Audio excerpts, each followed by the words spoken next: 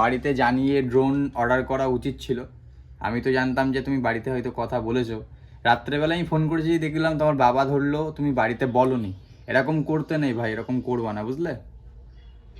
কারণ তোমাদের মধ্যবিত্ত পরিবার থেকে 3700 টাকা একটা ড্রোনের জন্য নেওয়া অনেক বড় ব্যাপার।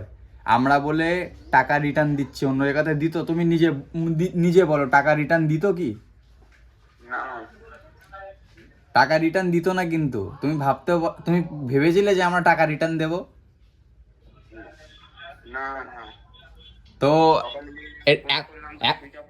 তো তুমি ভাই এখন তোমার টাকা পাঠিয়েছো, টাকা তোমাকে রিটার্ন দিয়ে দিলাম, এখন তুমি কি বলতে চাও? এমনি আমাদের কাছ থেকে সবাই শপিং করতে পারবে তো?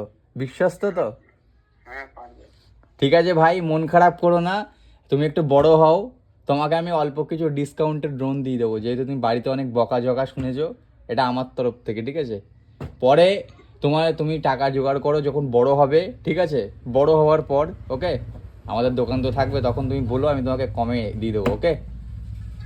বাকি টাটা, ফলো করো, সাপোর্ট করো আমাদেরকে, বাই।